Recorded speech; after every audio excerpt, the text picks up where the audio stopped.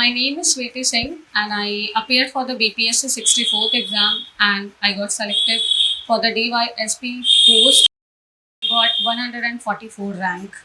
I belong to Bhagalpur district of Bihar. I have completed all my education in Bhagalpur itself. As we know about BPSC exam, it occurs in all the three phases, that is prelims, mains and interview. Prelims, it carries 120 marks and there is no negative marking. इसमें कोई negative marking नहीं होता है. तो सबसे पहले हमें ये देखना होता है कि मैक्सिमम वेटेज के सब्जेक्ट्स का होता है. इसमें बहुत सारे सब्जेक्ट है जैसे history, geography, polity, current affairs, Bihar special, math, science. तो when I was writing my exam तो मैंने इस पे फोकस किया. मैंने लास्ट 10 इयर्स के क्वेश्चंस को एनालाइज करा, प्रीवियस ईयर क्वेश्चंस को. उसके बाद मैंने ये देखा कि मोस्टली 3-4 सब्जेक्ट से बहुत सारे क्वेश्चंस आ रहे हैं, वेटेज इनका ज़्यादा है. As if you can say history का वेटेज ज़्यादा होता है, करंट अफेयर्स का वेटेज ज़्यादा होता है and most probably science and maths.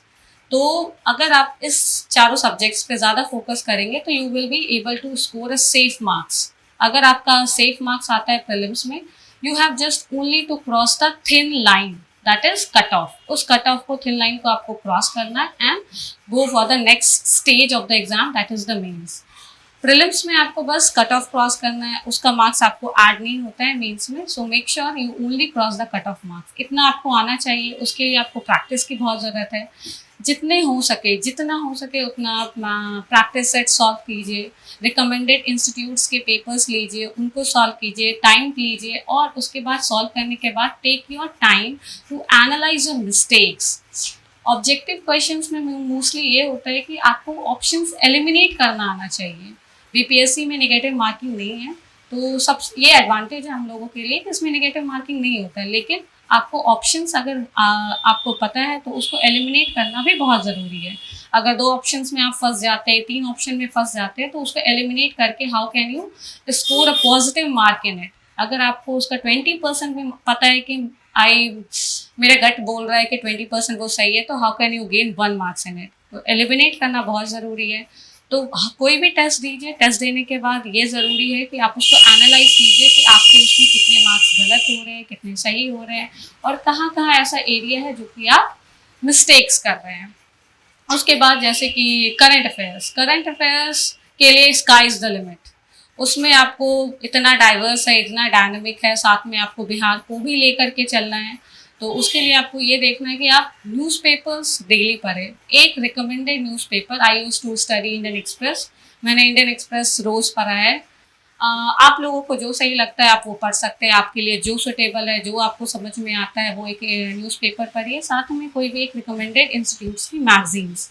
Market में बहुत सारे मैगजीन्स अवेलेबल है, लाइक दृष्टि की मैगजीन्स अवेलेबल है, विजन आईएएस का है, इनसाइट आईएएस का है, पीडी आता है, बीएससी आता है. कोई भी आप रिकमेंडेड इंस्टीट्यूट्स का मैगजीन पढ़ सकते हैं डेली न्यूज़. और उसमें न्यूज़ करंट अफेयर्स मंथली आपको देना है.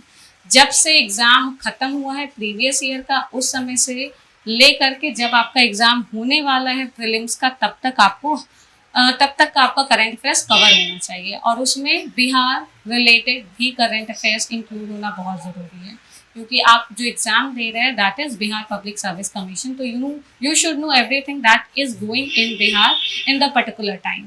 पहले क्या चल रहा था, अभी क्या चल रहा है और आगे क्या चलेगा, आपको ये सारा कुछ पता होना चाहिए.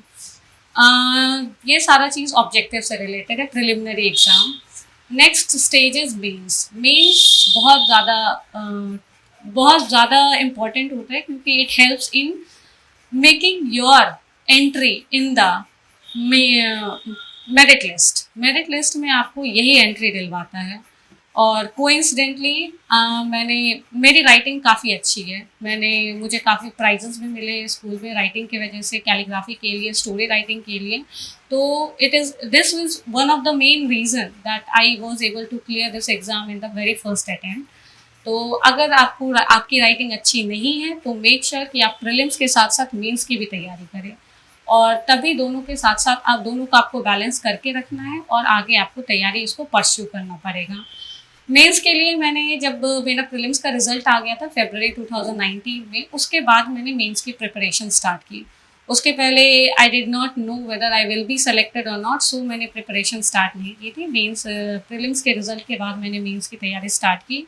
Even I joined a coaching class and उसके बाद मैंने क्लासेस स्टार्ट करी। मेरा ऑप्शनल भी कुछ नहीं था और उसके बाद मैंने ये देखा कि व्हाट टू डू नेक्स्ट। मैंने ये सोचा कि मेरे पास जो रिजल्ट आने के बाद जो खुशी थी उससे ज़्यादा मेरे पास 5 गुना ज़्यादा टेंशन था कि how to cope up with the syllabus को कैसे मैनेज करना है, टाइम को कैसे मैनेज करना है, साथ में कोचिंग को भी लेके चलना है और ऑप्शनल भी है मेरे पास। तो सबसे पहले मैंने फिर से प्रीवियस ईयर क्वेश्चंस को देखा, उसके ट्रेंड को देखा, कैसे क्वेश्चन पूछा जाता है। एनबीपीएस से इट कैरीज 38 मार्क्स पर क्वेश्चन। तो 38 मार्क्स में आपको अपने आंसर्स को बहुत अच्छे से प्रेजेंट करना है। डायग्रामेटिकली वो सारा चीज़ रिप्रेजेंटेड होना चाहिए आपके पेपर में। इंट्रोडक्शन इंक्लूड होना चाहिए, बॉडी आना चाहिए, कंक्लूजन आना चाहिए और एक बैलेंस्ड अप्रोच होना चाहिए कि neither you have to be on the negative side or on the positive side. You have to take a balanced approach. You are going to be a upcoming bureaucrat, तो आपके पास एक balanced approach and एक positive solution होना चाहिए किसी भी problem का। ये सारा चीज़ दिमाग में लेकर के आपको एक आंसर लिखना है। आप आंसर लिखते हैं मेंस के लिए तो आपको ये सोचना है कि आप किसी न किसी मेंटोर को, आपके पास एक मेंटोर ज़रूर होंगे, उसको अपना एक आंसर्स दिखाइए। वो आपको हेल्प करेंगे गाइड करने में। मे बी अगर आप केपेबल नहीं हैं किसी भी इंस्टीट्यूट को ज्वाइन करने में, तो किसी भी अपने सीनियर्स को बोलिए, अपने फ्रेंड्स को बोलिए या जो ऑलरेडी सेलेक्टेड है उनसे ये हेल्प मांग सकते हैं कि they would help you in checking the answers और इवेलुएटिंग योर पेपर। क्योंकि वही है जो आपको बता सकते हैं कि आपका जो आंसर्स है वो कितना सही है, कितना गलत है। आपको बॉडी कैसा होना चाहिए, इंट्रोडक्शन में आपको क्या ऐड करना है, कहाँ पे फैक्ट्स डालना है, कहाँ पे फैक्ट्स नहीं डालना है, और जो भी क्वेश्चंस का make sure that you justify the questions का जो डिमांड है वो आपको पूरा करना है। और जो क्वेश्चंस के जो एंड में रहता है जैसे कमेंट, क्रिटिकली एनालाइज, इवेलुएट और जितने भी टेल वर्ड्स होते हैं उनकी मतलब आपको अच्छे से पता होने चाहिए कि क्वेश्चंस की डिमांड क्या है और उसको आपको अच्छे से लिखना है। और ये नहीं कि आपको जो भी आता है आप वो लिख रहे हैं। मेक श्योर कि आप वही लिखें जो कि क्वेश्चंस का डिमांड है। अपने आंसर्स में जैसे कि मैंने 20 to 30 सेकेंड्स में एक इंडिया का मैप बनाना सीख लिया था, या फिर बिहार का map I use to draw it और उसमें कुछ मार्क्स करना है। 64th में मैंने I appear for the first time, तो उसमें एक क्वेश्चन आया हुआ था Iran, relation of Iran Chabahar port से रिलेटेड। तो मैंने उसमें छोटा सा मैप बनाया था और उसके बाद मैंने पोर्ट वहाँ पे मार्क करा कहाँ पे है। तो ये सारा चीज़ है जो कि ये सारा चीज़ है जो आपको हेल्प करेगा मार्क्स गेन करने में, क्योंकि इवैल्यूएटर के पास भी बहुत सारे पेपर्स होते हैं चेक करने के लिए। सो यू मेक श्योर कि आपका कॉपी थोड़ा डिफरेंट हो, तो मेहनत ना लगे इवैल्यूएटर को पेपर चेक करने में और मार्क्स देने में। And you should force the evaluator कि वो आपको मार्क्स दे और अच्छा मार्क्स दे। सबसे पहले GS1 के बारे में I will talk about. GS1 में history is there, current affairs is there and the third portion is statistics. मैंने अब एग्जाम में सबसे पहले स्टैटिस्टिक्स अटेम्प्ट करा था क्योंकि it is the portion which gives you 72 marks, और इसमें अगर आप अच्छा स्कोर करते हैं तो 100% गारंटी है कि आपको GS1 में अच्छा मार्क्स आएगा। उसके बाद स्टैट्स के लिए मैंने ज़्यादा कुछ नहीं करा था, मैंने बस प्रीवियस ईयर क्वेश्चंस को सॉल्व करा। उसमें जितने स्टैट्स के पोर्शंस थे मैंने उसको सॉल्व करा। आपको अलाउड है कैलकुलेटर लेके जाना, तो आप कैलकुलेटर लेकर जा सकते हैं। एंड उसमें बस ये करना है कि आपको स्टेप वाइज बनाना है और it's should be very clear. जो भी आप बना रहे हैं बहुत साफ सुथरा बनाए, बहुत क्लियर बनाए, और आपके आंसर्स अगर सही आ रहे हैं तो आपको प्रॉपर मार्क्स जरूर मिलेंगे। Secondly is history. हिस्ट्री में एक क्वेश्चन जो कांस्टेंट होता है that is related to art and culture. 3-4 question है आर्ट एंड कल्चर के जो कि ऑल्टरनेट ईयर्स में रिपीट होते रहते हैं, तो उसको आप कर ले, वो आपके लिए एक पॉजिटिव पॉइंट है कि वो एक आना ही आना है। बाकी रिलेटेड टू 1857 रिवॉल्ट हो गया, या फिर बिरसा मुंडा से हो गया, संथाल रिबेलियन से हो गया, या फिर मॉडर्न एजुकेशन इन बिहार हो गया, टेक्निकल एजुकेशन इन बिहार हो गया, पर्सनालिटीज़ हो गया जैसे कि जवाहरलाल नेहरू, रविन्द्रनाथ टैगोर, ये सारे ऐसे पर्सनालिटीज़ हैं जिससे क्वेश्चंस आते हैं। तो इन सारे को आप एक जिस्ट में बनाएं। Make sure your notes should be very thin, इतना थिन रहे कि उसको आप 1 या 2 दिन में पूरा रिवाइज कर सकें। Next is related to GS1 में आता है दूसरा portion that is current affairs. Current affairs के लिए मैंने पढ़ा था पीडी। मैंने पीडी पढ़ा था और पीडी में जितने भी क्वेश्चंस आते हैं करंट अफेयर्स के, इंटरनेशनल रिलेशंस के, वो सारा I use to write and read. मैंने कभी भी बस पढ़ा नहीं, मैंने लिखा है और मैंने उसको मल्टीपल टाइम्स लिखा और देन फिर मैंने उसको पढ़ा और उसको एक कंट्री से लिंक करके दूसरे कंट्री से बायलैटरल रिलेशन सारा कुछ एक पर्सपेक्टिव, एक डायनामिक्स बनाने के बाद ही उसके बाद एक पॉजिटिव कंक्लूजन्स पे उसको लिखना है। और मैंने जितने भी करंट अफेयर्स के इंटरनेशनल रिलेशंस को लिखा अपनी कॉपी में, सारे को मैंने अपने टीचर्स को दिखाया और उसके बाद दे ओनली सजेस्टेड भी कि उसमें क्या गलती है, उसमें क्या सही है, उसमें क्या ऐड ऑन करना चाहिए, उसमें क्या ऐसा फैक्ट्स डालना है जिससे कि मेरा आंसर्स और हैवी हो और उसमें ज़्यादा वेटेज मिले मुझे मार्क्स की। तो आपके पास एक इवैल्यूएटर होना बहुत ज़रूरी है। नेक्स्ट इज़ GS2 में आपके पास होंगे पॉलिटी, उसके बाद economics and geography and lastly science की।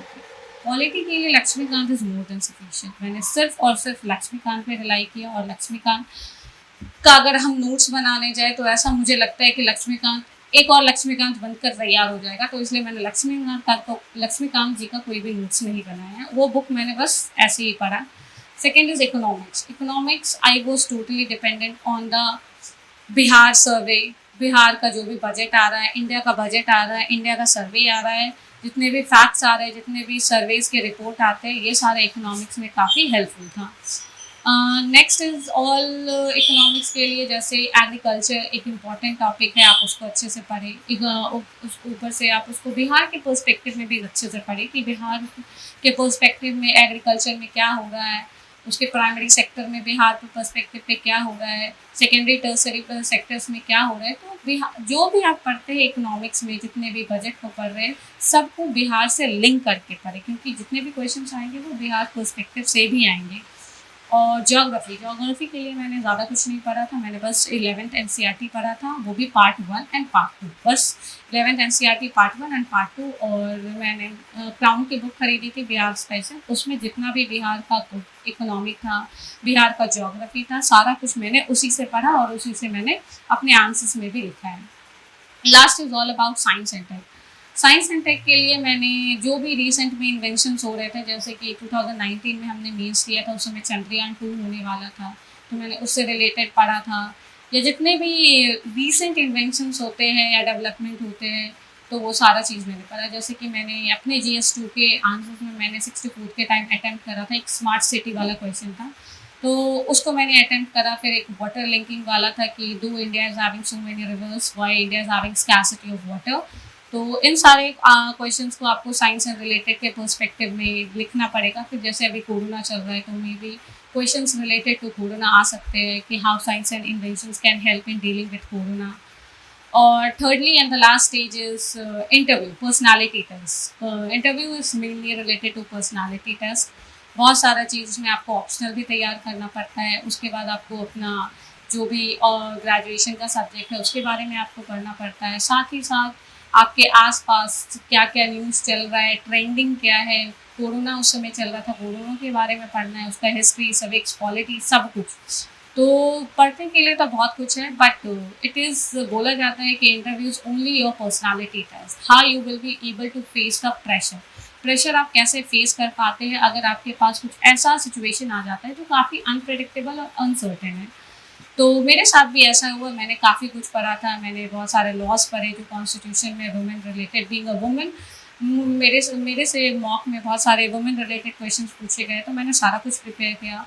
But the time when I enter the panel, जैसे ही मैं रूम में एंटर हुई, I got the board of Deepti ma'am का बोर्ड मुझे मिला था। जैसे ही आई एंटर द रूम, तो I was very nervous before entering the room. Even when I entered the room, it took around 30 to 40 seconds to get me normal. And उसके बाद I was all okay. उसके बाद मुझे जितना भी मैंने पढ़ा था, it was all in vain, क्योंकि मुझे सिर्फ मैंने वही आंसर दिया जो कि मुझे उस समय याद आ रहा था। मैंने जो भी हम घर से पढ़ के आए थे, मे बी वो मुझे उस समय रिकॉल नहीं हो पाया था या जो भी है ऐसा, I just forgot everything. But उस समय जो मुझे ऐसा लगा, मैंने बस वही आंसर दिया है। That is, you have to be the real you. आपको बस वही आंसर करना है जो आप है। You don't have to be any more fake about you. अगर आपको नहीं आता है, so very humbly and very politely से no, that no sir I don't know, no ma'am I don't know, मुझे नहीं अभी याद आया, या फिर मुझे अभी याद नहीं आ पा रहा है। And it is very obvious, बहुत जेन्युइन है ये, कि ज़रूरी नहीं है कि सारा क्वेश्चंस आपको आना ही चाहिए, और वो भी एक्सपेक्ट नहीं करते हैं कि आपको सारा आंसर आना भी चाहिए। अगर आपको नहीं आता है तो आप बहुत जेन्युइनली और बहुत पोलाइटली आप उस चीज़ को मना कर सकते हैं। एंड थर्डली, अगर आपका और जो भी आपका ऑप्शनल है वो उसके बारे में आप बहुत अच्छे से पढ़ के जाए, क्योंकि ऑप्शनल से रिलेटेड मुझसे क्वेश्चन पूछे गए थे, काफ़ी एनालिटिकल क्वेश्चंस भी पूछे गए थे। That being women, if you are being posted in Bihar police service as DYSP, then आप क्या क्या वुमेन के लिए कीजिएगा, तो एनालिटिकल क्वेश्चंस होंगे।